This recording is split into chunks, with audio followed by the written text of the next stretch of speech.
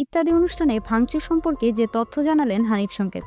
গত বৃহস্পতিবার ৯ জানুয়ারি ঠাকুরগাঁয়ে রানীশঙ্কর উপজেলার ঐতিহাসিক টংকনাথ রাজবাড়িতে জনপ্রিয় টেলিভিশন অনুষ্ঠান ইত্যাদির শুটিং চলাকালীন সময়ে বিশৃঙ্খলার ঘটনা ঘটে। বিশাল দর্শক সমাগমের কারণে অনুষ্ঠান প্রায় ১.৫ ঘন্টা স্থগিত রাখতে বাধ্য হন আয়োজকরা এবং পরে পরিস্থিতি নিয়ন্ত্রণে এনে শুটিং শেষ করা হয়। হানিফ সংকেত জানান, ঐতিহাসিক স্থানে অনুষ্ঠান আয়োজনের ধারাবাহিকতায় এবারও টংকনাথ রাজবাড়িতে শুটিংয়ের সিদ্ধান্ত নেওয়া হয়। স্থানীয় প্রশাসন এবং সংশ্লিষ্ট কর্তৃপক্ষের সঙ্গে আলোচনা করেই প্রস্তুতি সম্পন্ন হয়। শুটিংয়ের জন্য ৮,০০০ প্রবেশপাল বিতরণ করা হলেও প্রায় ৫ লাখেরও বেশি দর্শক সেখানে উপস্থিত হন। তিনি আরো বলেন, আমরা কখনো কল্পনা করিনি এত লোক হবে। ৩ কিলোমিটারেরও বেশি এলাকা জনসমুদ্র হয়ে যায়। মঞ্চে ওঠার পরপরই ভিড় সামলানো কঠিন হয়ে পড়ে।